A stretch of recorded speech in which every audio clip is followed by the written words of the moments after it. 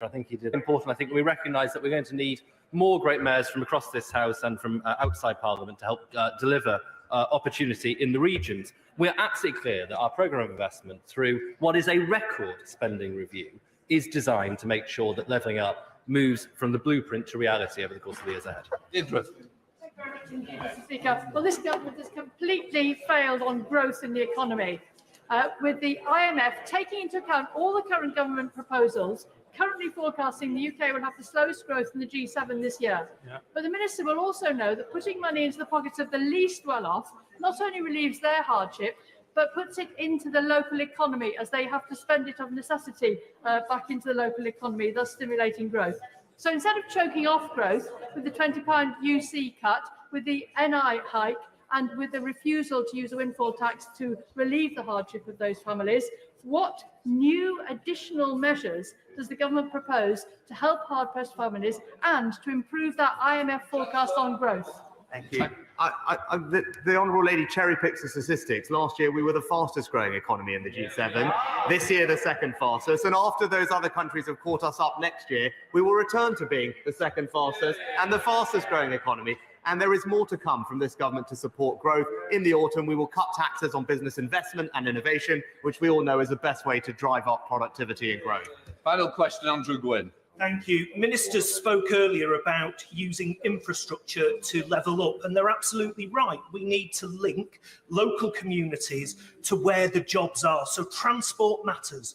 Why then is there a lack of joined-up government? The Treasury is paying billions towards HS2 coming to Manchester, and yet the bill before Parliament will sever the Metrolink line through Audenshaw in my constituency to Manchester, meaning that the tram will not be able to run for 2 years. That's not levelling up, is it?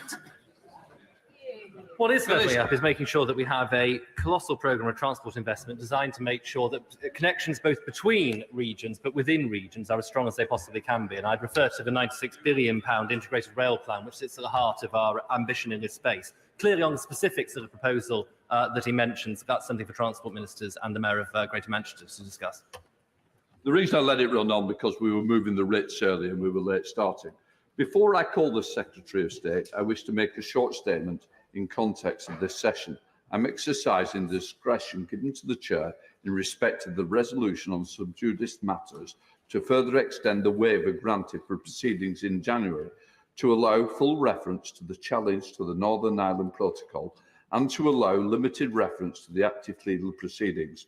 I will now call the Secretary of State, Elizabeth Truss.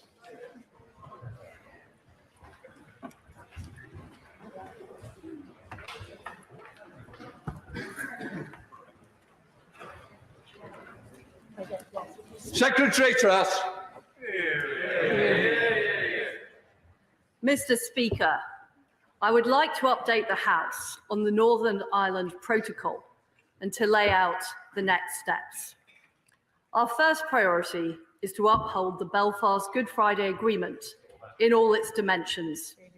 That agreement put in place a new arrangement for the governance of Northern Ireland and these islands composed of 3 interlocking strands: a power-sharing government at Stormont on the basis of consent and parity of esteem for all communities, intensified North-South cooperation on the island of Ireland, and enhanced arrangements for East-West cooperation.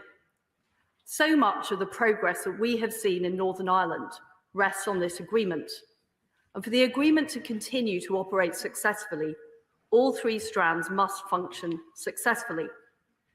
These are the arrangements, are the foundation on which the modern, thriving Northern Ireland is built. It commands the support of parties across this House, and we will continue to work with all communities in Northern Ireland to protect it.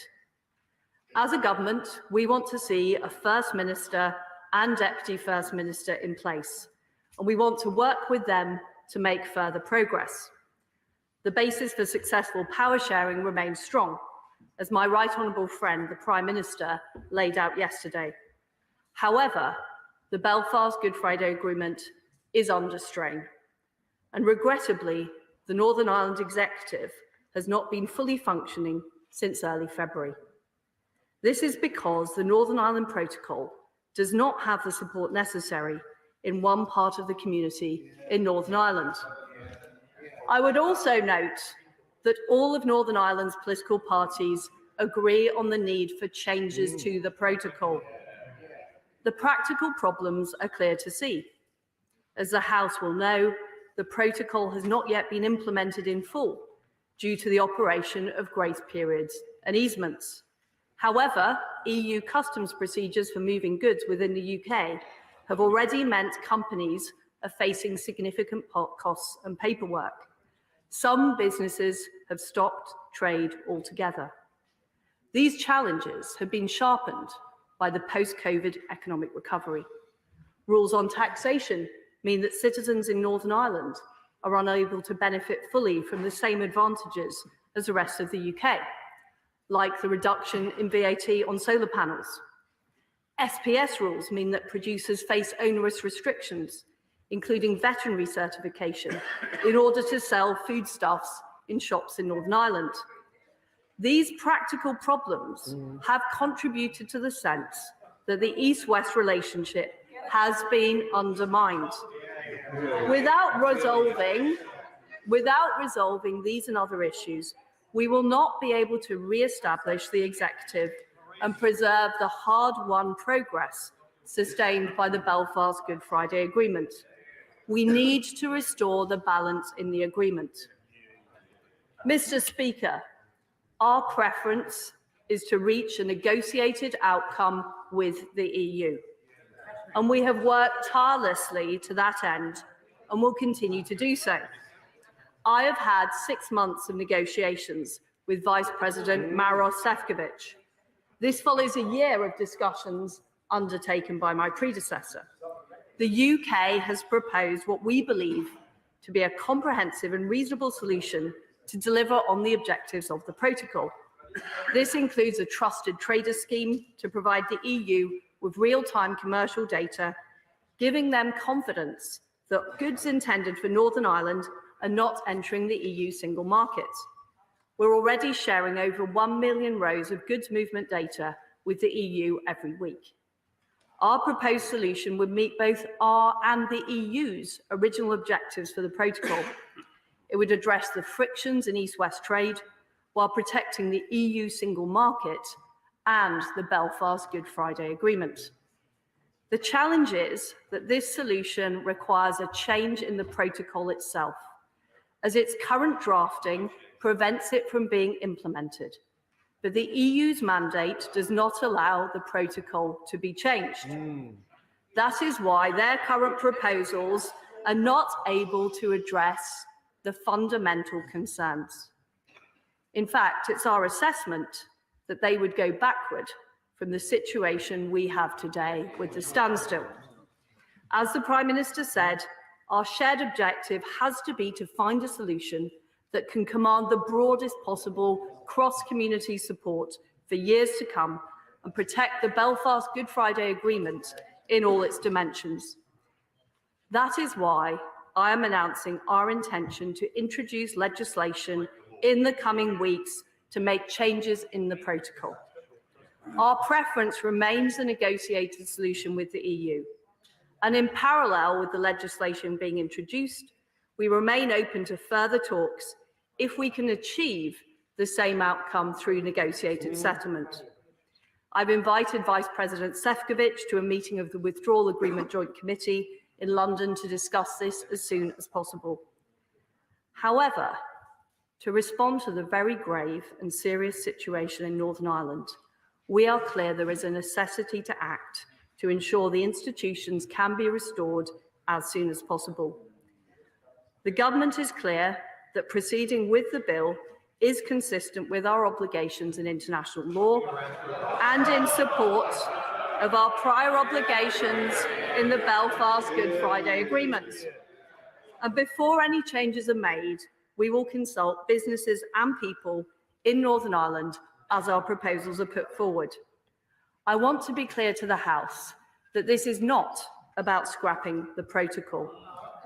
Our aim is to deliver on the protocol's objectives.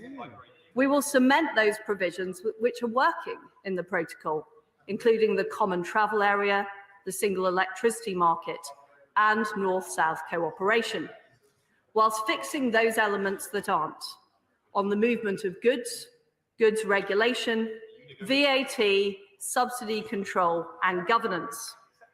The bill will put in place the necessary measures to lessen the burden on East-West trade and to ensure the people of Northern Ireland are able to access the same benefits as the people of Great Britain. The bill will ensure that goods moving and staying within the UK are freed of unnecessary bureaucracy through our new Green Channel. This respects Northern Ireland's place in the UK, in its customs territory, and protects the UK internal market. At the same time, it ensures that goods destined for the EU undergo the full checks and controls applied under EU law. This will be underpinned by data sharing arrangements that I've already set out. It will allow both East-West trade and the EU single market to be protected, whilst removing customs paperwork for goods remaining in the United Kingdom. The bill will remove regulatory barriers to goods made to UK standards being sold in Northern Ireland. Businesses will be able to choose between meeting UK or EU standards in a new dual regulatory regime. The bill will provide the government with the ability to decide on tax and spend policies across the whole of the United Kingdom. It will address issues related to governance, bringing the protocol in line with international norms. At the same time, it will take new measures to protect the EU single market by implementing robust penalties for those who seek to abuse the new system. And it will continue to ensure there is no hard border on the island of Ireland. I will publish more detail on these solutions in the coming weeks. And let me be crystal clear that even as we do so, we will continue to engage with the EU. The bill will contain an explicit power to give effect to a new revised protocol if we can reach an accommodation that meets our goal of protecting the Belfast Good Friday Agreement. We remain open to a negotiated solution, but the urgency of the situation means we can't afford to delay any longer. The UK has clear responsibilities as the sovereign government of Northern Ireland to ensure parity of esteem and the protection of economic rights. We are clear that the EU will not be negatively impacted in any way, just as we have ensured the protection of the EU single market since the existence of the protocol. We must restore the primacy of the Belfast Good Friday Agreement in all of its dimensions as the basis of the restoration of the executive. And we will do so through technical measures designed to achieve the stated objectives of the protocol, tailored to the reality of Northern Ireland. We will do so in a way that fundamentally respects both unions, that of the United Kingdom and of the EU. And we will live up to our commitments to all communities of Northern Ireland. As co-signatory of the co-guarantor of the Good Friday Belfast Agreement, we will take the necessary decisions to preserve peace and stability. I commend this statement to the House. Shadow Minister Stephen Doherty. Thank you, Mr. Speaker, and we're grateful for advance sight of the statement from the Foreign Secretary. And I want to give apologies on behalf of the Shadow Foreign Secretary, who's unfortunately self-isolating due to COVID. It is over 2.5 years since the government negotiated and signed the withdrawal agreement. That deal included the Northern Ireland Protocol, which required, by its design, some trade barriers and checks in the Irish Sea. That was clear from the outset. It was a choice by this Prime Minister, by the government. And yet now, barely 2 years later, the government is trying to convince people its flagship achievement was not a negotiating triumph, but a deal so flawed that they cannot abide by it. Either they did not understand their own agreement, they were not upfront about the reality of it, or they intended to break it all along. The Prime Minister negotiated this deal, signed it, ran an election campaign on it. He must take responsibility for it and make it work. Mr. Speaker, the situation in Northern Ireland is incredibly serious. Power sharing has broken down. Stormont is not functioning and political tensions have risen. and people and communities across Northern Ireland face rising bills as the cost of living crisis deepens. The operation of the protocol has created new tensions that do need to be addressed by listening to all sides, to business and to consumers. And both the UK government and the EU need to show willing and good faith. This is not a time for political posturing or high-stakes brinkmanship. Everyone recognises that the situation in Northern Ireland is unique, and we want checks to be reduced to their absolute necessary minimum and for them to properly reflect trade-related risks. It cannot, for example, be right that goods leaving Great Britain that have no realistic prospect of leaving Northern Ireland, like supermarket sandwiches, face excessive burdens, and the EU needs to understand that practical reality. Unnecessary barriers will only hamper business, inhibit trade and undermine confidence and consent. But, Mr. Speaker, the Good Friday Agreement was one of the proudest achievements of the last Labour government. It is absolutely essential that it is protected, and that is why we need calm heads and responsible leadership. We need a UK government capable of the hard diplomatic graft to find solutions and an EU willing to show flexibility.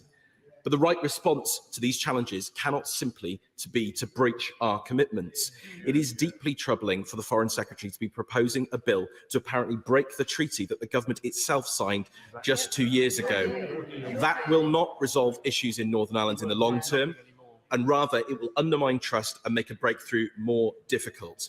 It would drive a downward spiral in our relationship with the EU that will have damaging consequences for British businesses and consumers. It's Cornish fishermen, County Down farmers and Scotch whisky makers who will lose out, holding back the economy while growth forecasts are already being revised down. But, Mr. Speaker, this goes beyond matters of trade. Britain should be a country that keeps its word.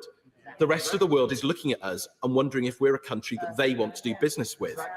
When we seek to negotiate new deals abroad, does the government want to make other countries question whether we will keep our end of the bargain? There are wide-ranging and damaging repercussions, undermining our ability to hold others to account for their own commitments, when we should, for example, be pulling together in support of Ukraine, not fueling divisions with our European allies. Mr. Speaker, the right approach is for the government and the EU to work together to find practical solutions to these problems, to brief the media less and to negotiate more. There is no long-term unilateral solution.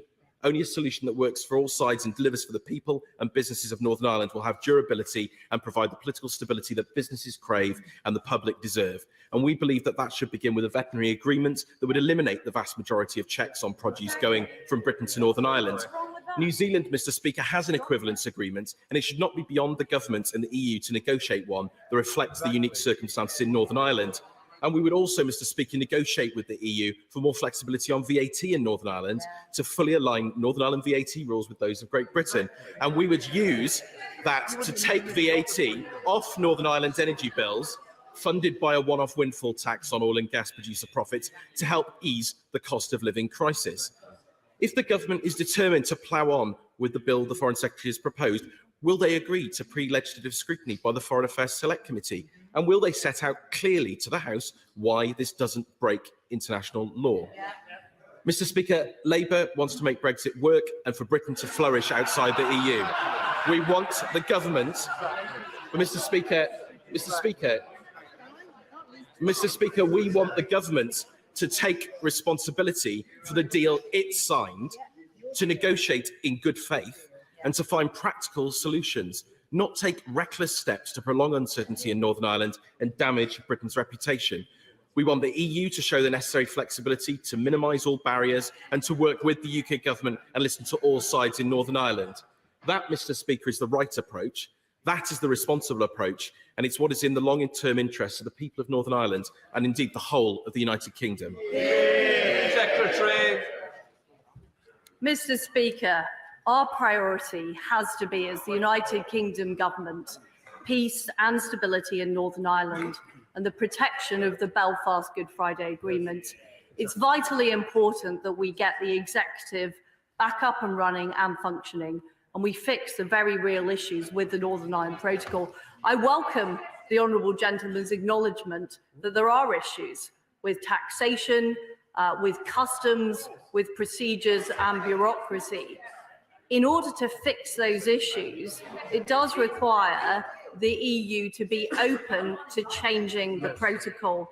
And as yet, and I've had 6 months of talks with Vice President Šefčovič. My predecessor had 12 months of talks.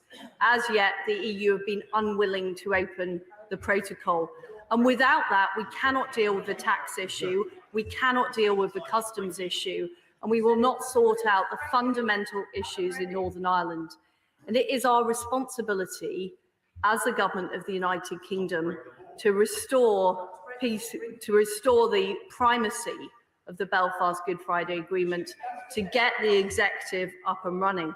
And in answer to the honourable gentleman's question about legality, we are very clear that this is legal in international law, and we will be setting out our legal position in due course. Now comes the Chair of the Select Committee, Simon Hall. The first duty of government is to uphold the law. If it tries to bob and weave and duck around that duty when it's inconvenient, if government does that, then so will the governed. And then nothing is safe, not home, not liberty, not life itself. Not my words, but Margaret Thatcher's. Respect for the rule of law, Mr. Speaker, runs deep in our Tory veins. I find it extraordinary that a Tory government needs to be reminded of that. Could my right honourable friend assure me that support for and honouring of the rule of law is what she and the government is committed to? Yes. Well, I can assure my honourable friend that we are committed to upholding the rule of law. We're clear that this bill is legal in international law, and we will set out the legal position in due course. SNP spokesperson Richard Thompson. Thank you, Mr. Speaker, and can I thank the Foreign Secretary for advance sight of her statement. We've heard plenty, I think, about the alleged shortcomings of the protocol, but just to have an acknowledgement of the government's own role in negotiating the protocol, it doesn't even seem to have reached the level of even being limited and specific in what we've heard today. Because ultimately, the problem that this legislation purports to deal with isn't to do with a protocol that was only made necessary by the kind of Brexit the government eventually negotiated. It was the very nature of that settlement that's contained the seeds of the problem. Now, I don't deny for one moment, and neither do my colleagues, the hurt and upset caused to many in Northern Ireland by the protocol. But let's not forget that Scotland and Northern Ireland as a whole both voted against Brexit, and there was not cross-union consent for where we are now. And if the consequences of that deal are judged to not be working in the best interests of the people of Northern Ireland, we need, Mr. Speaker, to also be honest and recognise that the consequences of the entire withdrawal agreement are not working in the interests of anywhere else in the UK either. Because getting Brexit done has meant creating border checks for goods leaving Great Britain to go to the EU and to go to Northern Ireland, while it's an absolute free-for-all for anything that is coming back into Great Britain. Now, Mr. Speaker, we on these benches have said all along that a stable agreement needs to be reached with the EU, which works for all parts of the UK. And I wish the UK government well in that. Genuinely, I do. But with the crisis in Ukraine, the last thing we need to be doing is thrashing around here pointlessly in a snare of our own making. Domestic legislation, even if passed, will not wash away the need to comply with international commitments already made, and neither is it going to change the fact that if the UK is neither in nor aligned with the single market and the customs union, it's still going to create a trade border that needs to go somewhere. Mr. Speaker, to restore devolved government in Northern Ireland and to resolve the self-inflicted wounds of Brexit, it's going to need goodwill, trust and a negotiated settlement. I'm sorry to say that the threats of unilateral legislative action by this government to override its own deal are very unlikely to be taken seriously in Belfast. They won't be taken seriously in Brussels. And there's absolutely no reason why it should be taken seriously in this place either. Foreign Secretary. I have been very clear that we are open to a negotiated solution, but that negotiated solution needs to deliver on the ground in Northern Ireland and address the very real problems with the protocol, which the honourable gentleman acknowledges, namely the fact that the people of Northern Ireland can't currently benefit from UK tax decisions, state aid decisions, and the fact that there is still full customs implementation on goods coming into Northern Ireland. In order to address those issues, it's not just the implementation of the protocol itself does need to change. And we need that change in the mandate from the EU.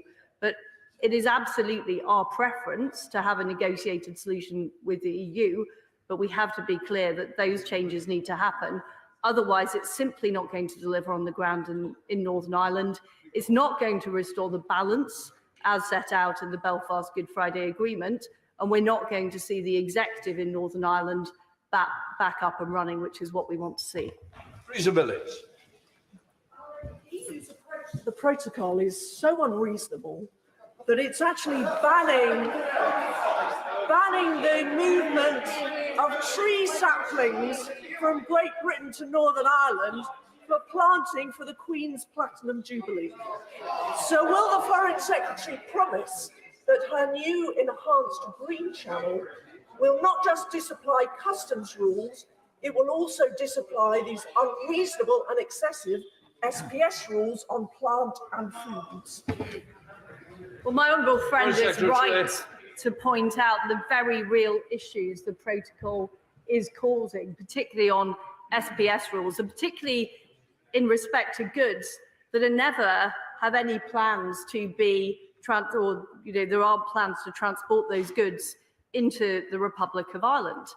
And she is right, our proposals will ensure that those goods are able to travel freely through the Green Lane into Northern Ireland as part of a trusted trader scheme. And any company violating that scheme and not following the rules, there will be enforcement to make sure we protect the EU single market. This is a pragmatic solution. We are supplying commercial data to the EU. We are supplying it in real time so that they are able to manage the EU single market at the same time as protecting our UK single market. Hilary Benn.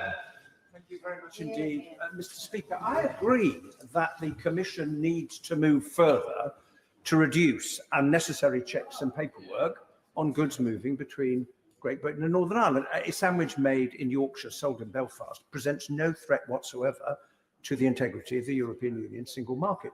But why does the Foreign Secretary think that threatening unilaterally to change an international treaty, and I look forward to seeing the description of why that is legal, is going to help encourage the Commission to change its approach, especially when it's likely to undermine trust further and may result in trade retaliation, which is not in the interest of any of our constituents, is it? Foreign Secretary.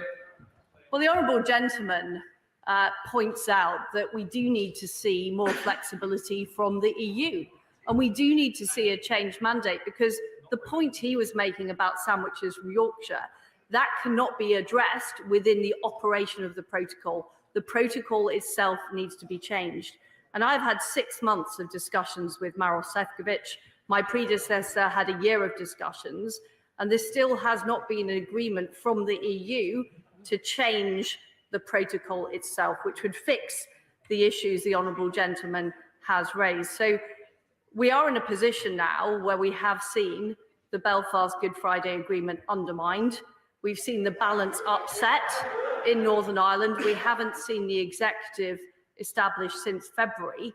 So in the absence of being able to achieve a negotiated solution with the EU, this is why we are bringing forward legislation. But I'm very clear, I would very much be hopeful that the EU will change their position, that they are prepared to enter negotiations on that basis to fix the very real issues the honourable gentleman mentions. On the point about the response from the EU, I would point out that our solution makes the EU no worse off. We have proposals to protect the single market, to make sure that there is enforcement of the green lane and the red lane. So I would hope that they look at our proposals in a reasonable way, as we are putting them forward in a reasonable way, and that we can work together on a solution. Sir William Cash. May I commend my right honourable friend for her excellent statement, and my right honourable friend, the Prime Minister, on Section 38 of the Withdrawal Agreement Act 2020, which enables her bill to use our sovereignty, notwithstanding the protocol. Will she also ensure by instructions to Parliamentary Council that the bill fully satisfies our sovereignty and the constitutional integrity of Northern Ireland within the United Kingdom and the Good Friday Agreement, and that the European Court and EU law do not displace UK law, and I urge her to strongly take the advice of the Attorney General on matters of international law, despite siren voices to the contrary. Foreign Secretary. Well, I thank my honourable friend for his great expertise in this matter. And just to be clear, on the subject of the ECJ, our solution is to have an arbitration mechanism in place, like we have in the TCA, rather than having the ECJ as the final arbiter. Sir Geoffrey Donalds. Thank you, Mr. Speaker. From the outset in this House, the DUP warned about the consequences of this protocol, and that's why we opposed it from the beginning, because we recognised the political and economic instability it would cause and the harm it would create for the Union itself. The statement today is a welcome, if overdue, step. That is a significant move towards addressing the problems created by the protocol and getting power sharing based upon a cross-community consensus up and running again. Therefore, we hope to see progress on a bill in order to deal with these matters in days and weeks, not months, and as the legislation progresses, we will take a graduated and cautious approach. We want to see the Irish Sea border removed, and the government honouring its commitment in the New Decade New Approach Agreement to protect Northern Ireland's place in the UK internal market. The statement today indicates this will be covered in the legislation to bring about new revised arrangements. Under the Belfast Good Friday Agreement, power sharing can only be stable if consensus exists on a cross-community basis. It does not exist at the moment on the part of the unionist community. We want to see the political institutions properly functioning as soon as possible.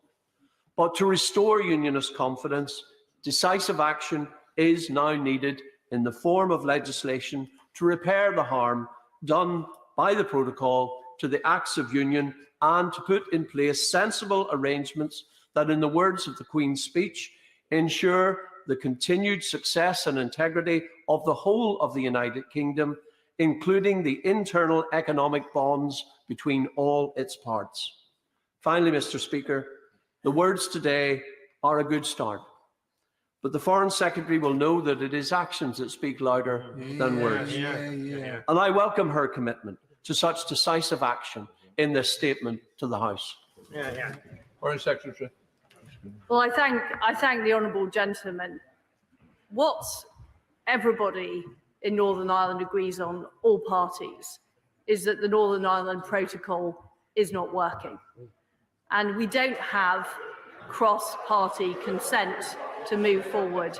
I think it's vitally important to restore the primacy of the Belfast Good Friday Agreement, which provided for power sharing in Northern Ireland to ensure we have the consent of all communities. And it is the government's priority, above all else, to make sure that we protect peace and stability in Northern Ireland. That is our first duty as the sovereign government of the United Kingdom. Chris Grayling. Thank you, Mr. Speaker.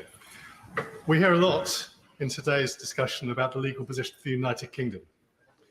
But it seems to me, having read the protocol very carefully, that there's a very real question mark about the legal position of the European Union, because the protocol contains a lot of caveats around the protection of community relations in Northern Ireland, none of which appear to be being fulfilled at the moment. So will she ensure that she takes proper legal advice about their position, and we don't just listen to all the comments about our position? Foreign Secretary. Well, my right honourable friend makes an important point. The issue with the protocol is that we have found, despite entering the protocol in good faith, that it has not operated as we foresaw. And it is causing the very real problems that we see in Northern Ireland today. This is why our number one priority is to seek a negotiated solution with the EU, But in the absence of that option being available, it is why it is so important we act now to restore the primacy of the Belfast Good Friday Agreement, to restore the balance in Northern Ireland, and to make sure all communities in Northern Ireland are treated with esteem. Ben Bradshaw. Thank you, Mr. Speaker. Why should the hard-pressed public of the United Kingdom, facing an unprecedented cost of living crisis, pay even higher prices as a result of a trade war caught with our main trading partners, because she and the DUP want to tear up the agreement the Prime Minister negotiated and she voted for? Foreign Secretary. Well, I'm very clear that our priority is seeking a negotiated solution with the EU. And none of the proposals that I have put forward today make the EU any worse off. We want a solution that works for the EU single market and also works for the UK single market. But the reality is the people of Northern Ireland are paying higher prices as a result of the operation of the protocol. So, for example, the Road Haulage Association says that the protocol has caused a 34% increase in the cost of moving goods to Northern Ireland. So we are facing a real cost of living impact in Northern Ireland. What we want to do is fix the protocol to the benefit of both the United Kingdom and the European Union. Robert Betland. You, Mr. Speaker. Article 1 of the protocol makes it very clear that that agreement is to be without prejudice to the Good Friday Belfast Agreement regarding the constitutional status of Northern Ireland. That means surely that the Good Friday Agreement takes primacy over the protocol. And if that is right, what evidence will my right honourable friend bring forward to make it very clear that it is necessary for change if we to avoid a degradation or a degrading in the constitutional order and order generally in Northern Ireland? Foreign Secretary. Well, my right honourable friend makes a very important point about the primacy of the Belfast Good Friday Agreement, which has been vital for peace and stability in Northern Ireland. And it is our priority to restore that. And as I've said, we will set out our legal position in due course. Hello, Eastwood. Thank you, Mr. Speaker. What we've heard from this government today is absolutely astonishing. So this morning, the government announced that they're going to ride roughshod over the wishes of victims in Northern Ireland by ripping up an international agreement called the Stormont House Agreement. Now the Foreign Secretary has confirmed that she's going to go against the majority, despite what she might say, the majority of citizens in Northern Ireland who support the protocol by ripping up an international agreement called the Withdrawal Agreement. Mr. Speaker, it's a very, very simple question, despite what some people, they might not want to listen to the majority of people in Northern Ireland. It's a very simple question. How can any international partner or how can any citizen in the north of Ireland ever trust this government again? Foreign Secretary. In response to the honourable gentleman, an overwhelming proportion of people in Northern Ireland, 78%, agreed that the protocol needs to change in polling conducted in December 2021. So it's simply not true to say a majority of people in Northern Ireland support the protocol. And as the honourable gentleman knows, the Belfast Good Friday Agreement is based on power sharing, it's based on esteem for all communities. And what we want to find, ideally with the EU, is a solution that works for all the communities in Northern Ireland. Sir Oliver Hill. The UK-EU Parliamentary Partnership Assembly met for the first time in Brussels last Thursday, and we had the opportunity of a lively encounter between the Paymaster General and Commissioner Šefčovič. But members were able to ask about the sort of points that have been discussed today. And it was clear from Commissioner Šefčovič that he believed there was a landing place for an agreement on these difficult matters. And so could I just urge my right honourable friend to go the extra mile and see if we can get an agreement? Because if we could, it would open up all the other opportunities for cooperation in energy, science, and so many other things. Foreign Secretary. Well, I can assure my honourable friend that that is absolutely what I want to do. I spoke to Commissioner Šefčovič last night. I want to see a meeting immediately of the Joint Committee to discuss this, but it will require to fix these very real issues in Northern Ireland, particularly on areas like customs and tax, where some of these points are baked into the protocol. In order to change the situation on the ground in Northern Ireland, we do need changes to the protocol. And that is the issue that as yet, and I have had numerous discussions with Maros Šefčovič about this, as yet there isn't agreement for his mandate to change, to include changes to the protocol. So that is the fundamental issue we're facing. But I am very, very willing to have those discussions. I'm seeing the Irish Foreign Minister, Simon Coveney, later this week to have further discussions with him. We're very open to resolving these issues between the UK and the EU, but we do need a real acknowledgement of what is happening on the ground in Northern Ireland and the fact that the protocol does need to change. Blair Anderson. Thank you, Mr. Speaker. So much for getting Brexit done, so much for oven ready. What is the cost of the proposed actions? The Treasury has drawn up economic impact assessments for this course of action. When will the government release them for the House?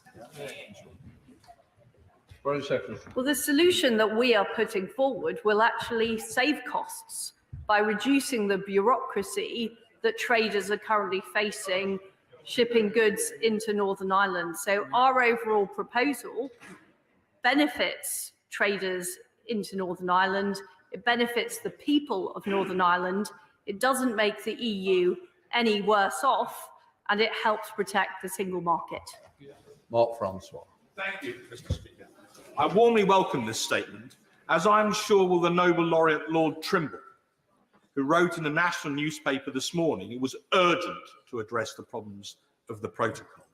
There's an architect of it with John Hume nearly a quarter of a century ago. He also raised the issue of the adverse influence of the European Court of Justice in Northern Ireland. So can the Foreign Secretary assure the House that under her sixth heading, which I think she called governance, she will take action on that issue as well, please? Foreign Secretary.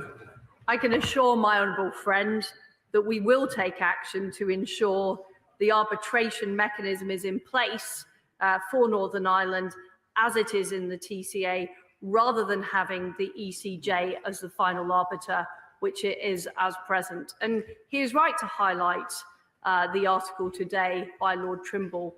We need to go back to the original thinking behind the Belfast Good Friday Agreement, which was about treating the communities of Northern Ireland with equal esteem to make sure that we have successful arrangements in place to protect peace and political stability. And that has to be this government's priority. Stephen Farry. Thank you. The protocol represents Northern Ireland's soft landing from this government's decision to have a hard Brexit. And let me be very, very clear. There's a majority of voters in Northern Ireland, MLAs and the business community who want to see the issues with the protocol addressed in a pragmatic way through building trust and partnership with the European Union, not through damaging unilateral action, which will damage the UK's international reputation, including with the United States. And specifically on the issue of the European Court of Justice, does the Foreign Secretary understand that if she tinkers with that jurisdiction, that will force Northern Ireland out of the single market for goods and undermine Northern Ireland's ability to attract investment in terms of our dual access to both the European Union and Great Britain? Foreign Secretary.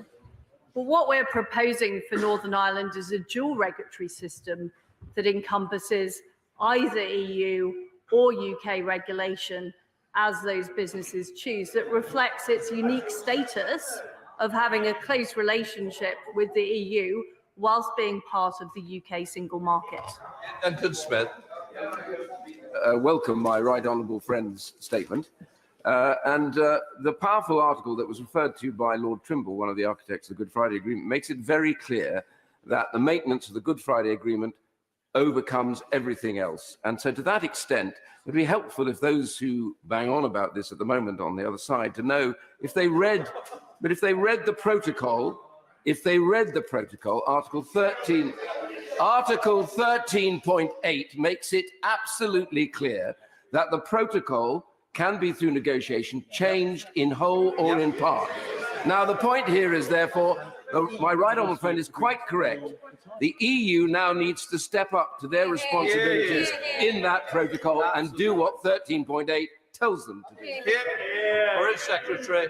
Well, my right honourable friend is right. The protocol was never designed to be set in stone. And what we have seen is the very real consequences of the protocol, which has not yet been fully implemented on the ground in Northern Ireland. And it has caused political instability. It has caused imbalance in the relationship between the communities in Northern Ireland. And we do need to fix that. And my strong preference is for the EU to secure a change in mandate so we can find a negotiated settlement. I completely agree with Commissioner Šefčovič. There is a landing zone to be had. But what we do need to see is that flexibility so we can really make sure there's a proper green channel operating into Northern Ireland, that we can ensure the people of Northern Ireland are benefiting from the same tax benefits as the people of Great Britain. And so we can fix those problems in a sustainable way. Thank you very much, Mr. Speaker. With a cost of living crisis and rising tension in Northern Ireland, the last thing our country needs is a poisonous standoff with the EU and the prospect of a trade deal with our largest trading partner. But until recently, the Prime Minister himself was saying, don't worry, it's all okay, there will be no border down the Irish Sea. And ministers were incredulously parroting the lines that we will only break international law in a limited and specific way. So does the Foreign Secretary agree that it is the pinnacle of incompetence or deceit for someone to negotiate and sign a deal when they have no intention whatsoever of honouring that deal? Foreign Secretary. As I've said, our priority is securing peace and stability in Northern Ireland and restoring the primacy of the Belfast Good Friday Agreement. The protocol was agreed in good faith, but it has had unintended consequences, and it is the responsibility of the United Kingdom government to take action to restore the balance. Our preference is a negotiated solution with the EU. We think there is a landing zone to achieve that, but it does require the EU to change its mandate. Sir Bernard Jenkins. Can I just point out to my right honourable friend that I only reluctantly voted for the protocol and the withdrawal agreement on the basis that we weren't allowed to conclude a permanent trading agreement with the EU until we left, and that it would be superseded or overtaken in due course. Can I also just point out, apart from the disagreement about whether we should have legislation, there seems to be very broad agreement across this House, as there was when I proposed a motion to this House on the 15th of July last year, which the Labour Party actually supported with very warm words, saying there were legitimate concerns amongst the unionist community that had to be addressed. It's a shame the Labour Party won't will the means as well as the ends, but can I invite her to engage the reasonable elements of the Labour Party to support her negotiating position so that we can reach a negotiated settlement? Foreign Secretary.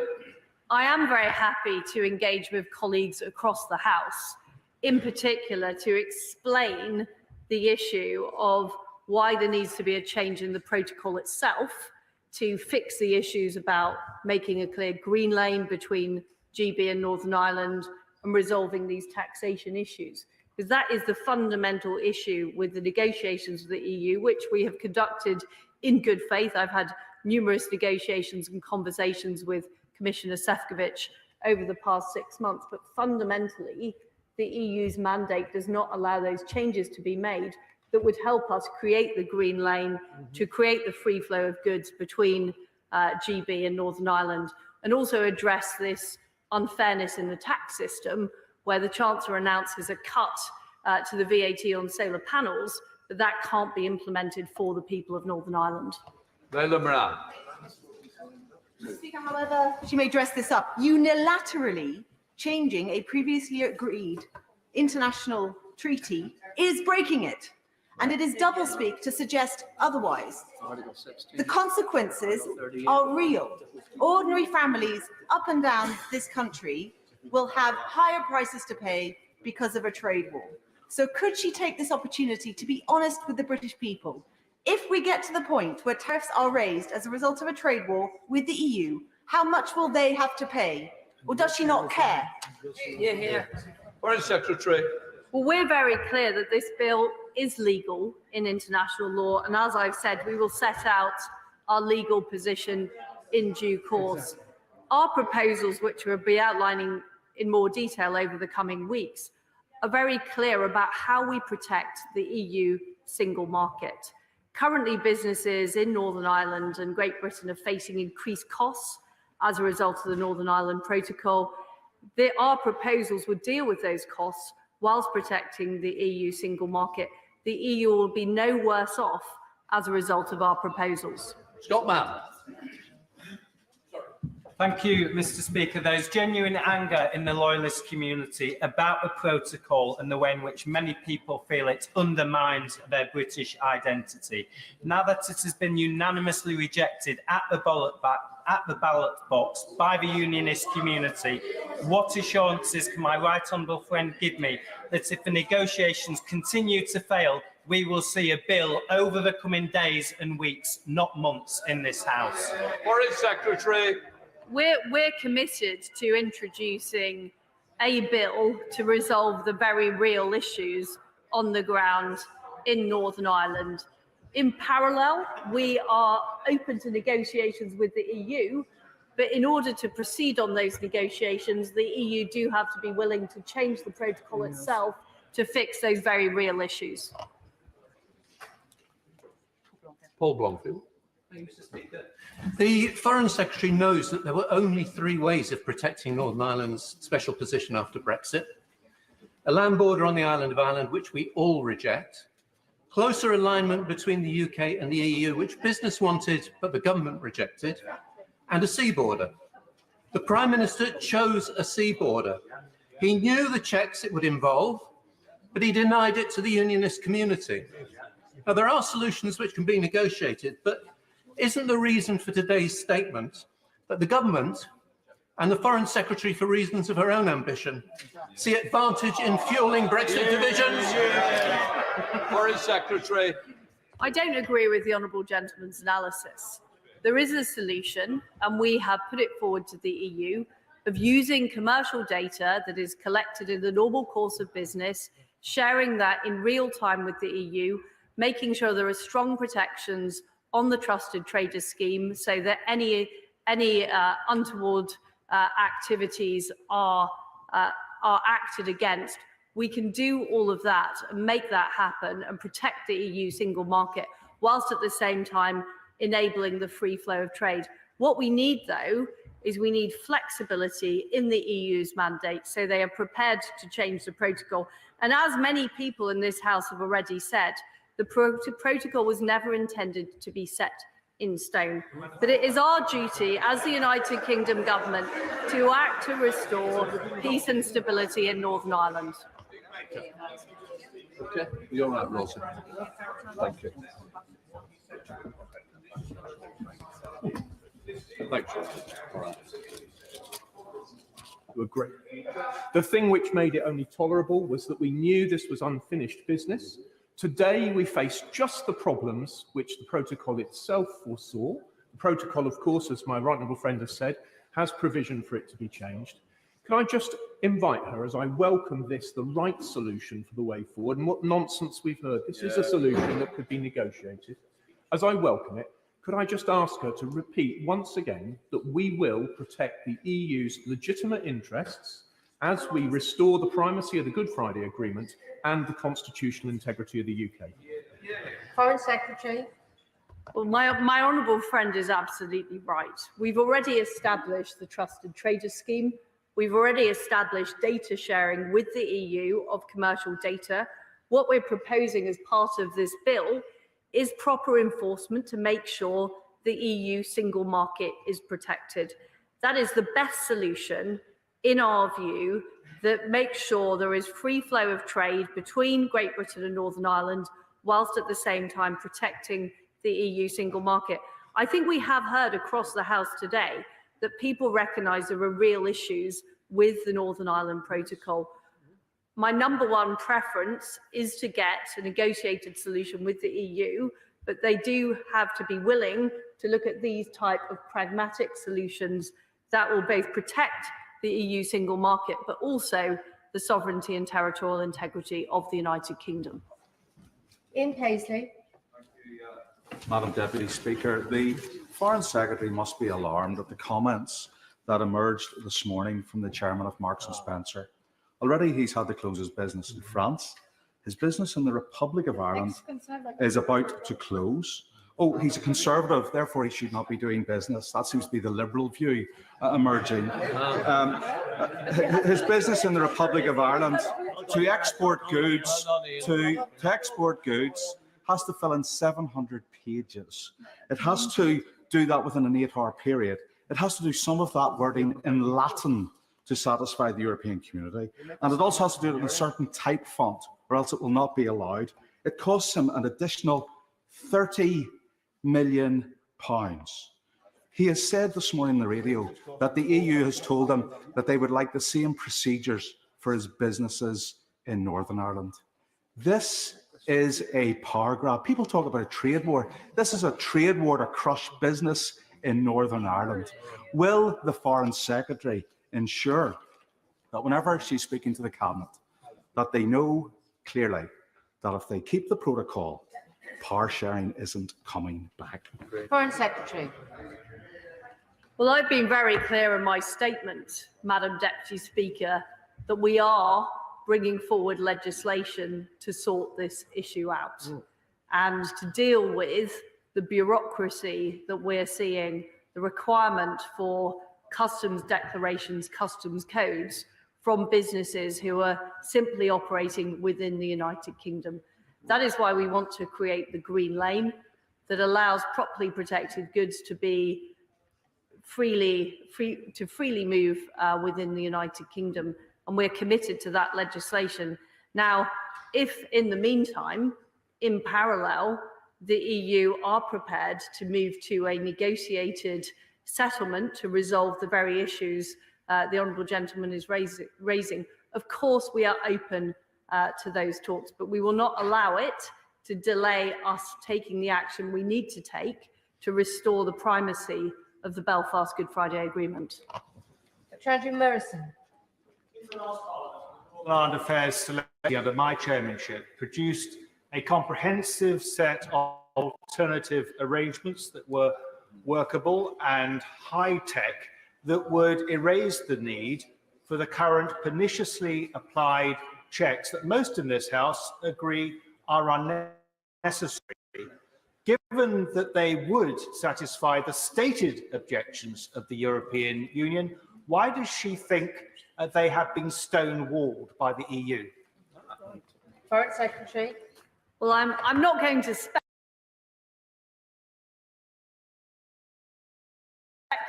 as to why the EU has not changed its negotiating mandate, but I think it's very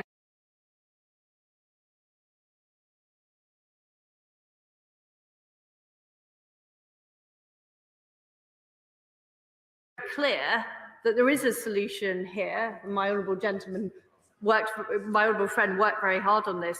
There is a solution here that both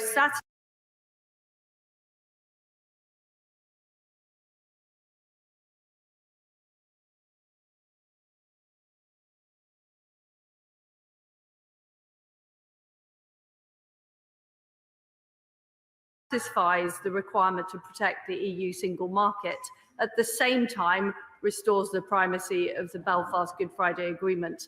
And we need to make sure we're moving forward as fast as we can to that solution. Stephen Timms. Speaker, to make his EU deal work, the Prime Minister inserted a border between Great Britain and Northern Ireland. Some accepted the absurd claim that there would not be any checks across that border. That misjudgment has proved electorally disastrous and potentially fatal to the Union. Today, the Foreign Secretary has announced that the government may well breach the agreement the Prime Minister negotiated. What assessment has she made of the impact of that announcement on trade negotiations underway with other countries around the world? Foreign Secretary. Well, there are very real issues, as we've heard today from all sides of the House, about the way the Northern Ireland Protocol is working. And we do need to fix the Northern Ireland Protocol. Our preference is for a negotiated solution, but if that is not possible, we are putting legislation through the House of Commons and through Parliament. And as I've already said in this statement, we are clear that this bill is legal in international law. So there is no question of violating international law. Damien Green. Deputy Speaker, depending on which newspaper I've read over the past 2 days, I could understand either that the government wants to tear up the protocol altogether, or that it sees this proposal as an insurance policy while negotiations continue. My right honourable friend this morning has been clear that the latter interpretation would be correct. Can I welcome that very much? And can I ask her also to try to ensure some consistency in government messaging while the negotiations are going on, that actually a negotiated settlement would be preferable? Foreign Secretary. There are some things that are within my power and there's some things that aren't. And controlling what the British media prints is simply not within my power. We are very clear, we're not about scrapping the protocol, we're not about tearing up the protocol. What we want is to change the protocol, ideally working with the European Union, but the mandate does have to change in order to get the changes on the ground that we need to see. But in the absence of that, the legislation will ensure that those changes are made. And as I say, there's provision specifically in the legislation to implement a negotiated solution. I was very clear about that in my statement. Joanna Cherry. Mr. Speaker, last week it was reported that the Attorney General has provided legal advice as a background to this bill, and I've no doubt that will be based on her views on parliamentary sovereignty and the supremacy of domestic law, which she's previously favoured this chamber with the last time they were planning on breaking international law. Now, the honourable member for Stone says that we should ignore, and I quote, siren voices to the contrary. The difficulty for the Foreign Secretary, the Attorney General and the Honourable Member for Stone is that the siren voices to the contrary include the United Kingdom Supreme Court. Has the Foreign Secretary read paragraph 55 of the judgment in the first Miller case, that's the case about triggering Article 50, in which the Supreme Court are quite clear that international treaties signed by the UK government are binding upon the UK in terms of international law, and as such, our obligations under them cannot be unilaterally rewritten. Is she aware of that? Foreign Secretary. Well, we fully respect the rule of law, and we're very clear that this bill is in line with international law. Order. I do realise the importance of this statement, and but I would inform members that we do have a very well subscribed debate afterwards as well. So if we could have quite brief questions, I think that would be helpful. Sir Desmond Swain. Is that those honourable members seeking to undermine the government's negotiating position haven't emerged from the trenches they dug themselves in the last Parliament, have they? Well, what I do think we have heard today is that all sides of the House agree there is a real problem with the way the Northern Ireland Protocol is operating, and it needs to be solved. And I hear people saying that we want to get an agreed solution with the EU. I hope the EU will change their negotiating mandates so we are able to achieve that. Kevin Brennan. Thank you, Madam Deputy Speaker. She made it clear that one of the primary reasons for acting the way she is today is to try and get the executive back up and running in Northern Ireland. But she also said in her statement that the bill, and I quote, ensures that goods destined for the EU undergo full checks and controls. So there will still be checks. So on that basis, has she received an assurance from the DUP that even with these continued checks, they will agree to re-enter the executive? Foreign Secretary. Well, I've been clear that our #1 priority is restoring the balance in the Belfast Good Friday Agreement, which has been undermined by the operation of the protocol. And what we're proposing, and I will be bringing out more details of this in due course, is a green lane of trusted traders that's properly protected for goods into Northern Ireland, and a red lane for those goods that have to go through the full customs controls into the EU single market. And I'm very clear that part of our agreement, as well as protection of the UK single market, is the protection of the EU single market. Neil. Thank you, Madam Deputy Speaker. I particularly welcome the Foreign Secretary's repeated insistence it's our intention to seek a negotiated settlement. And echoing the words of my right honourable friend, the member for Hertfordshire North East, can I urge that is important, not just in terms of the overall objective, but also in terms of the United Kingdom's international reputation, and also to demonstrate that we act with the greatest concern for our legal obligations. Would you perhaps consider in due course making available the draft of any proposed legislation so that those who wish to work constructively with the government to make sure you do this lawfully can perhaps test the proportionality of those measures against the objectives and against the legal advice which I know she has already received? Foreign Secretary. As I've said, our priority is to secure a negotiated solution. It will require the EU changing its mandate, and I do hope that following today's statement and the comments by people right across this House, that we will see some more flexibility from the EU. And we are committed to acting in line with international law. We're very clear about that. We'll set out our legal position in due course. I'm very happy to have more discussions with my honourable friend about the precise contents of the bill. Campbell. See it referenced the issue of the need to ensure no hard border on the island of Ireland. Would you accept from me that there's no possibility that that could happen?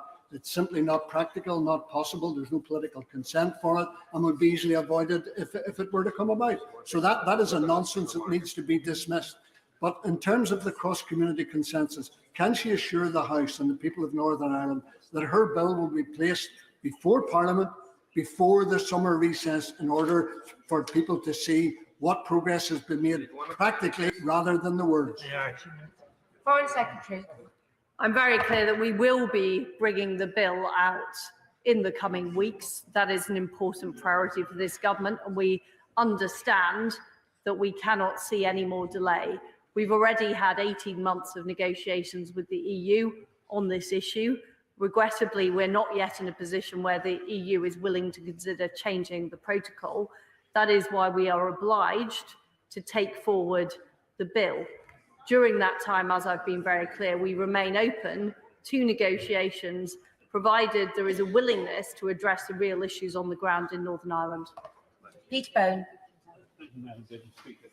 You'll remember the years, I think it was, of negotiating to try and withdraw from the European Union under the previous Prime Minister. And it was dragged out by the European Union. It was only when we had the new Prime Minister who was going to act decisively that we got the withdrawal from the EU. We got a free trade agreement without any quotas. So may I suggest to the Foreign Secretary, Madam Deputy Speaker, that she should publish this bill straight away and get on with it, because the only way you're going to get the EU to come to the negotiation table and really negotiate with you is if you threaten them with that bill. So can she be more precise exactly when that bill's coming in? Is it next week or the week after? Foreign Secretary. Well, I agree with my honourable friend. It is urgent that we act, and I can assure my honourable friend that this bill is coming in the following weeks. Stella Creasy. Thank you, Madam Deputy Speaker. The businesses and communities dealing with the consequences of Brexit need honesty and certainty, not the chaos and confusion of a potential trade war. So can the Foreign Secretary reassure them? She's repeatedly today said that what she intends to do is in line with international law and talked about the TCA. I know she won't publish as yet the legal advice, but can she tell us which international laws she intends to abide by, what the adjudication mechanism might be, and whether the EU has agreed to it? Well, as I've made clear, our proposals are legal in international law, and we'll set out the legal position in due course. Dave Jones. Deputy Speaker, the Foreign Secretary has put forward sensible and practical proposals for protecting the integrity of the EU single market. Those could be quite easily reciprocated by the European Union. Could my right honourable friend say, if she has put these proposals to Mr. Šefčovič, what has been his response, and if he has refused to accept them, what reason has he given? Foreign Secretary. I have put these proposals to Vice President Šefčovič, and we have had extensive discussions about how we make sure that both the UK single market and the EU single market has been protected. The issue for the European Commission in terms of accepting our proposals is that his mandate does not extend to changing the protocol. And he is therefore unable to accept the proposals on that basis. Drew Hendry. Mr. Speaker, what the Foreign Secretary and our government is proposing here today will impact on all of our constituents. So can she explain to the people of Inverness, Nairn, Badenoch and Strathspey how unilaterally breaking an international treaty and potentially sparking a trade war will help them with the price increases they're facing at the moment of £20 a week on their average weekly shop? Foreign Secretary. Our priority in putting forward this legislation is to protect the hard-won peace and stability inherent in the Belfast Good Friday Agreement. And that is our priority, and that is why we are taking this bill forward.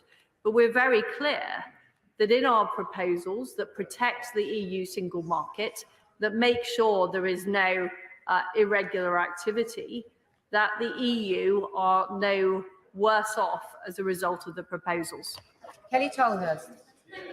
Deputy Speaker, and I welcome my right honourable friend's statement this morning. Sadly, last week at the UK-EU Parliamentary Partnership Assembly, the Vice President Šefčovič used language which I found to be incredibly disappointing in relation to the UK.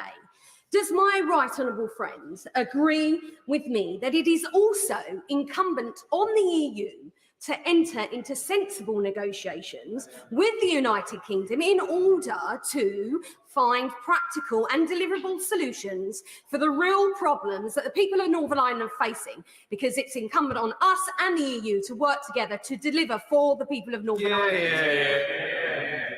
Foreign Secretary. We've engaged in negotiations with the EU in good faith. We do want to achieve the practical solution in all of the areas I laid out, including on customs, including on taxation, including on governance. But fundamentally, that does require a new mandate so that we can see the increased flexibility that is going to deliver for the people of Northern Ireland. Sammy Wilson. I first of all welcome the commitment which the Foreign Secretary has made to addressing this issue. But could I urge her not to give in to those who shamelessly today in this House have almost urged the EU to engage in a trade war with the UK, and have also urged her to dismiss the views of the majority unionist community, contrary to the Good Friday Agreement, and also have ignored the fact that the EU has not acted in good faith and lived up to its commitments to seek alternative arrangements to the Northern Ireland Protocol. But does she realise that, given broken promises in the past, we can only judge what has been said today when we actually see a bill progressing through this House with the terms in that bill outlining the points which she has made? Foreign Secretary. We are committed to bringing forward legislation to deal with this very real issue that is upsetting the balance of the Belfast Good Friday Agreement. That is why I'm making this statement today. That is why we are clear that we need to act. Marcus Fish. Deputy Speaker, does my right honourable friend agree with me that the priority that she's given to the Belfast Agreement is correct, but also that the reasonable evolution that she is putting forward to the protocol is something that not only wouldn't make the EU worse off, it's actually better in terms of border arrangements than they have, for example, on their eastern flank with trade with Belarus. Foreign Secretary. Well, my honourable friend makes an important point that the proposals that we are putting forward secure the single market. They share the data, which we're already doing on commercial data about goods crossing the Irish Sea, as well as having very strong enforcement provisions that compare very favourably with other customs arrangements around the world. Stephen Kinnock. Thank you, Mr. Speaker. A veterinary agreement would remove the vast majority of barriers to trade between GB and Northern Ireland. It's widely supported by farmers, fishermen, by the 5 parties in Northern Ireland, by the European Union, by the United States government. Can the Foreign Secretary please explain why she has failed to agree a veterinary agreement with the European Union? That is surely the pragmatic solution she keeps saying that she wants to have. Foreign Secretary. Well, there are various issues in the protocol that are preventing the free flow of trade between GB and Northern Ireland, including customs codes as well. And what I want is a comprehensive solution that creates a green channel that shares that commercial data. Andrew Bowie. Absolutely. International agreements are renegotiated and reopened all the time. Indeed, the European Union is a persistent and repeat renegotiator of international agreements, so much so it was written into the protocol that this could be renegotiated. And whilst I also heard Maria Sefcovic say last week we could get to a landing zone on this, it's quite clear that the EU's overzealous interpretation of some elements of the protocol and his lack of mandate to get us there is preventing us making our way to that landing ground. So does she agree with me that the legislation that she is proposing is the only way that we can ensure the primacy of the Good Friday, the Belfast Good Friday Agreement, and the integrity of our United Kingdom? Foreign Secretary. The proposals we're putting forward that deal with the customs bureaucracy, that deal with the tax inequality, are ultimately the solution that we need to deliver. Now, if the EU has a new mandate that is prepared to look at those things, there is a landing zone with the EU. I'm very clear about that. But in the absence of that new mandate, we have to act, because this is about protecting the Belfast Good Friday Agreement. It's about protecting the balance between the communities in Northern Ireland. That's ultimately about protecting the entire United Kingdom. Amy Callan.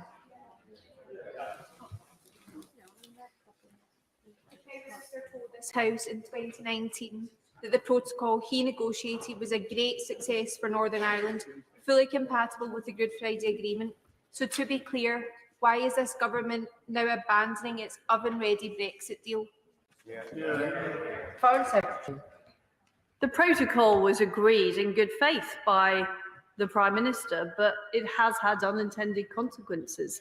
And it's the duty of the government to make sure that we restore the balance in the Belfast Good Friday Agreement. Okay, Longy. Thank you, Madam Deputy Speaker. May I warmly welcome the statement from the Foreign Secretary, and will she agree with me that whilst we have heard many reasoned and good evidence of examples from members opposite as to why the protocol is not working, we've not heard a single example, other than perhaps a veterinary treatment, I think, that shows what may be the pathway forward to solving any of these problems, other than saying that whatever she does and this government does must be wrong, obviously. So will she assure me that the proposed legislation will, in fact, deal with all of these complex issues and put to bed, once and for all, the issues that we have in Northern Ireland for the benefit of the people of Northern Ireland as one united kingdom? Foreign Secretary. Well, the provisions in our bill will do just that. And I think we've heard acknowledgement from the party opposite that there are real concerns about the way the Northern Ireland Protocol is operating. But what we need to move to is the solution, which does require the EU to change their mandate and to change the terms in the protocol itself, because otherwise we can't address those customs issues, we can't address those tax issues, and I would urge the party opposite to look at that in more detail. Gavin Robinson. And I sincerely lament that there are some MPs today, particularly from Northern Ireland, who have introduced a level of majoritarianism.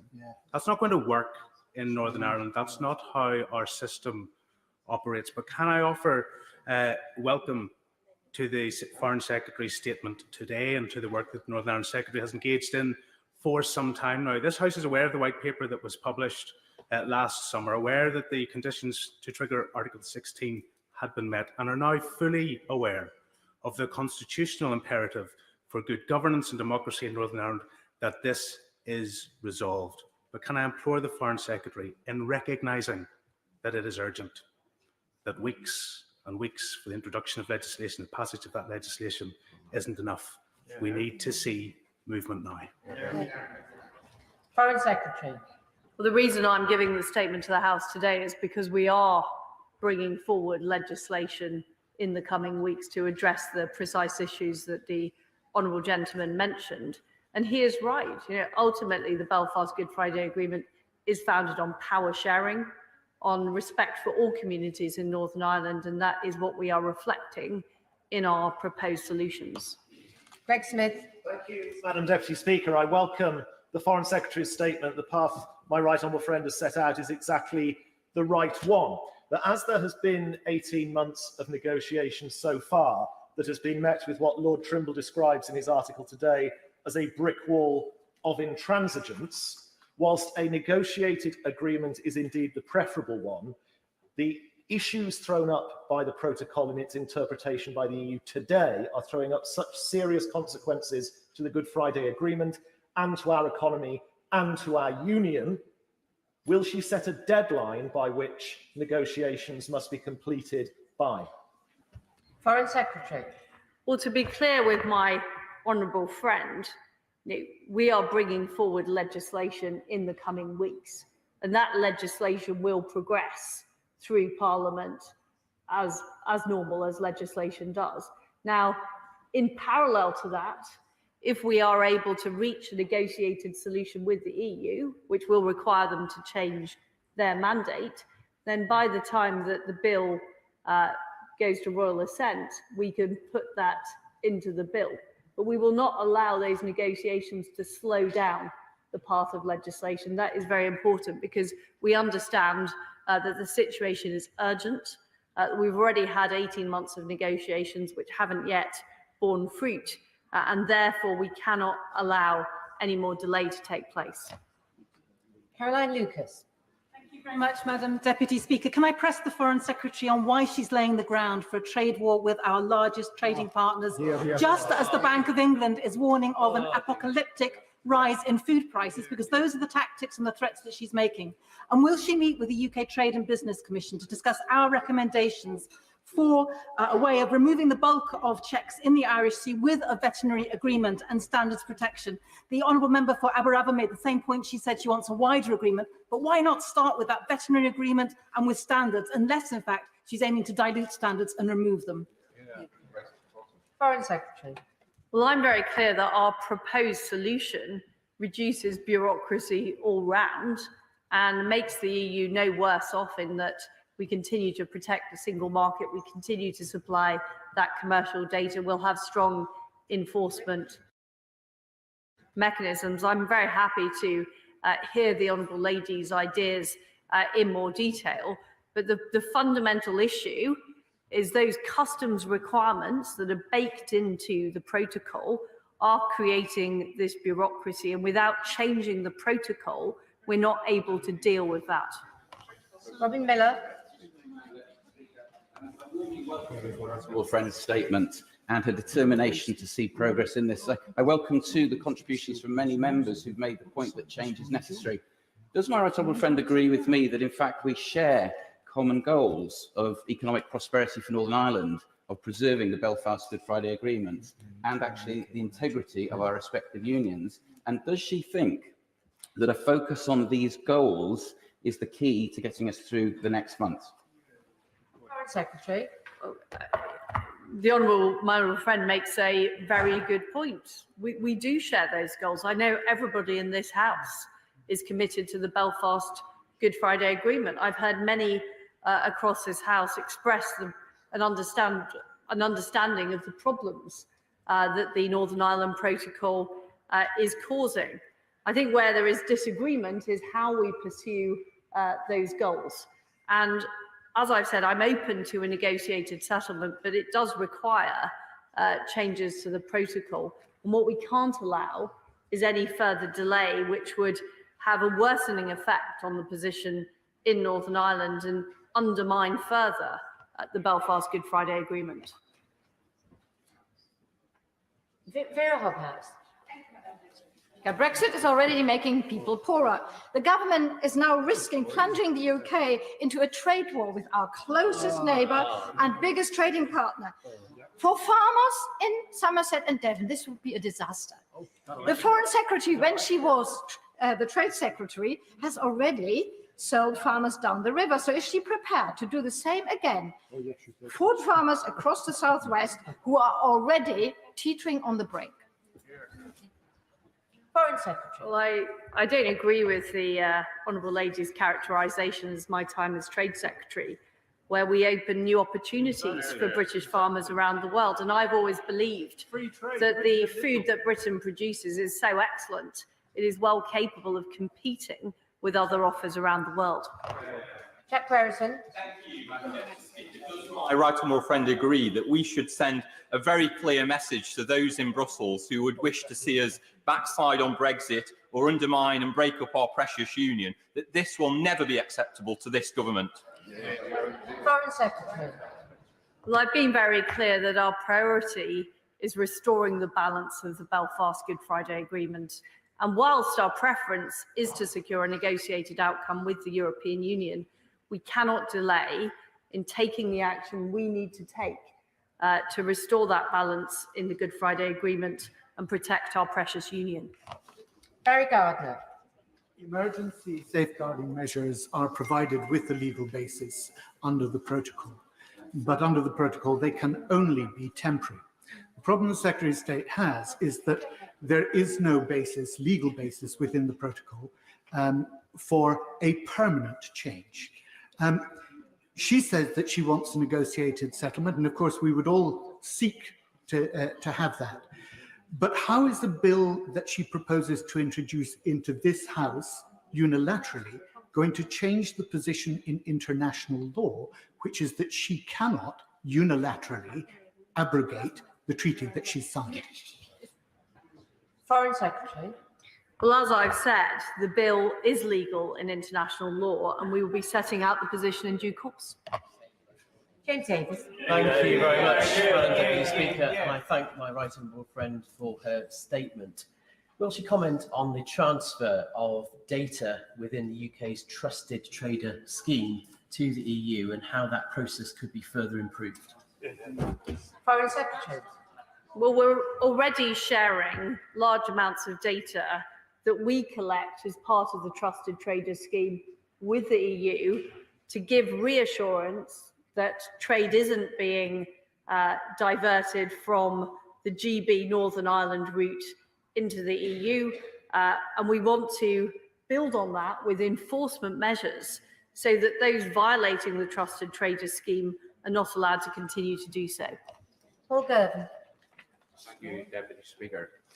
Foreign Secretary, I'm just wondering where we would be today if the DUP had have given in and set up an executive.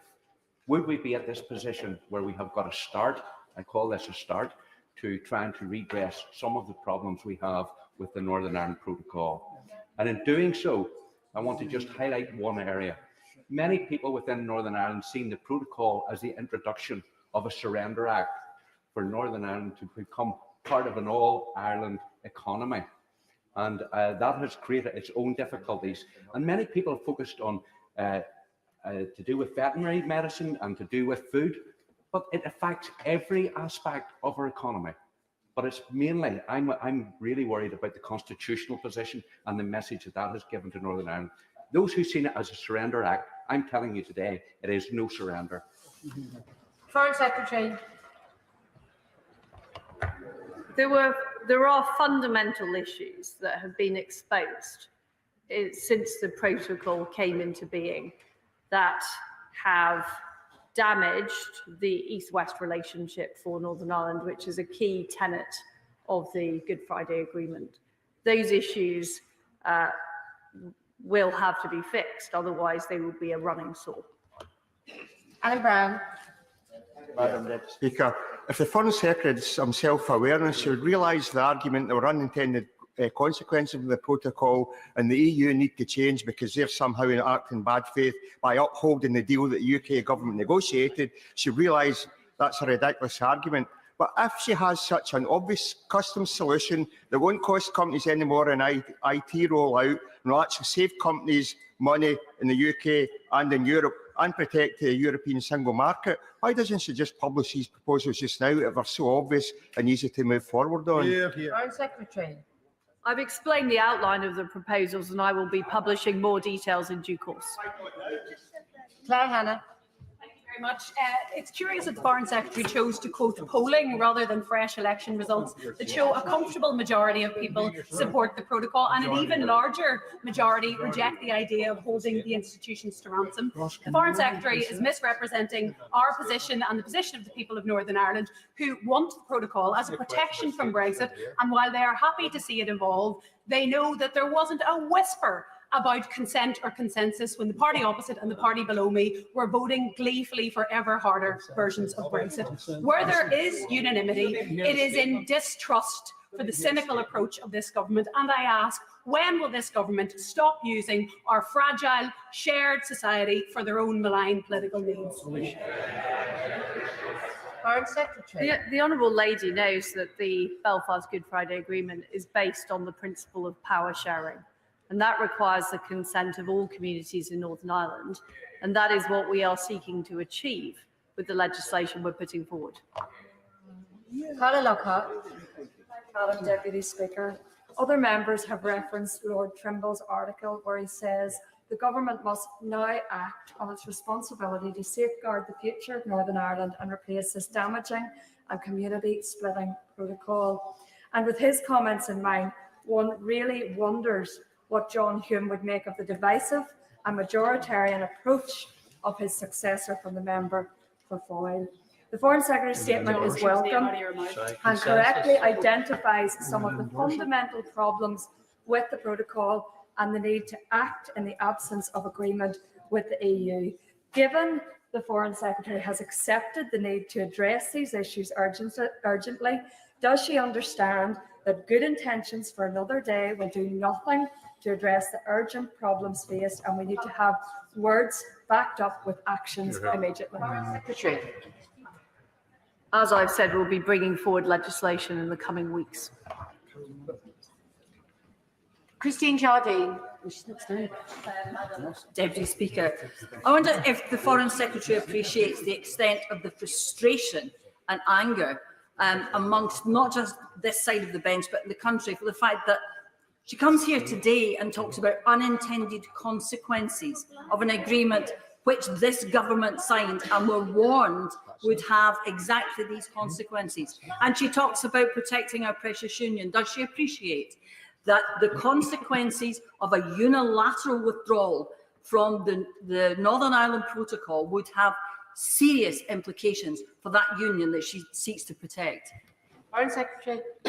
Let me be clear, we're not talking about withdrawing from the protocol. We're not talking about scrapping the protocol. What we are talking about is legislation to fix the specific issues in the protocol that are causing problems in Northern Ireland. Dr. Philippa Whitford. Thank you very much, Madam Deputy Speaker. It's not just about how people in Northern Ireland voted recently. In August 2016, the former DUP First Minister wrote to the UK government calling for a special position for Northern Ireland, and people supported that. Anyone who has been to Northern Ireland, as I was recently, and issues that were raised here about supermarket goods, realises there are pragmatic issues to be solved. But they need to be solved with the EU. So exactly how does unilateral threats and legislation build the trust and goodwill necessary to get to the best outcome. Foreign Secretary. I do believe there is a landing zone. I believe there is a negotiated outcome that can work for the people of Northern Ireland, for the UK and the EU. But that landing zone does require a change in mandate. And we've now had 18 months of discussions with the EU where there has not yet been agreement by the EU to change the protocol. The protocol was never designed to be set in stone. And what we have seen is the way it's operated is not working for the people of Northern Ireland. So, of course, I encourage a pragmatic solution. I encourage more flexibility from the EU. But we cannot allow the situation in Northern Ireland to deteriorate by not taking the actions we need to now to fix the protocol. Jim Shannon. Speaker, can I thank the Secretary of State for her statement this morning and for her clear attempts to try and find a way forward, which we all want. Anger is rising in Northern Ireland in relation to the Northern Ireland Protocol. On the radio this morning, Deputy Speaker, the chair of the Northern Ireland Affairs Committee made some comments. I have notified the honourable member at 10:46 a.m. this morning, so he will know I'm going to mention him. The Northern Ireland Affairs Committee chair commented this morning that filling out a form to buy something shouldn't make someone less British, which illustrates his woeful misunderstanding of the unionist position and further, Madam Deputy Speaker, undermines his ability to act impartially as chair of the Northern Ireland Affairs Committee. Absolutely. Here. Does the Secretary of State agree that this is precisely the reason that tension has been escalating? And would the Secretary of State further understand that this typifies why the unionist community that we represent have lost faith, and that words cannot restore that faith? What we need to see, which I think the Secretary of State is saying, we need to see concrete legislation and less harmful discourse. We are very clear that we need to restore the balance of the Belfast Good Friday Agreement, and we need to ensure that all communities in Northern Ireland are treated with esteem. Brendan O'Hara. Thank you, Madam Deputy Speaker. As you know, Madam Deputy Speaker, we spent so much time debating the Northern Ireland Protocol that there could not have been a dot or a comma that this government was unaware of. So given that, could the Secretary of State tell us, was the government simply unable to understand the implications of its own protocol deal, or was it when the Prime Minister presented his oven-ready Brexit deal, he did so knowing he would end up deliberately breaking international law? So what are we looking at here, Secretary of State? Is this government stupidity or government duplicity? Foreign Secretary. Well, we negotiated the Northern Ireland Protocol in good faith, and I've been negotiating in good faith with Maroš Šefčovič. But what we have seen is real consequences for the people of Northern Ireland, which need to be addressed. Hal Williams. Madam Deputy Speaker, under the current Brexit arrangements, freight trade through Holyhead is down 34%, whilst in Ireland, trade north-south is up by 34%, and trade south-north is up by 49%. Does she accept that economic fundamentals such as these argue against her taking precipitate unilateral action on the protocol? Foreign Secretary. Well, I think the figures that the honourable gentleman has just raised demonstrate there has been trade diversion in Northern Ireland, and they demonstrate that we do need to restore the balance of the Belfast Good Friday Agreement to make sure East-West is treated with equal esteem as North-South. Thank the Foreign Secretary for her statement. Point of order, Annalise Dodds. Thank you very much indeed, Madam Deputy Speaker. On a point of order, I would like to humbly beg your advice on a matter of significant importance. On the 25th of February 2019, my honourable friend, the member for Aberavon, wrote to the then chair of the Conservative Party, the Right Honourable Member for Great Yarmouth, expressing genuine concerns regarding issues of sovereignty and national security related to the activities of the then Conservative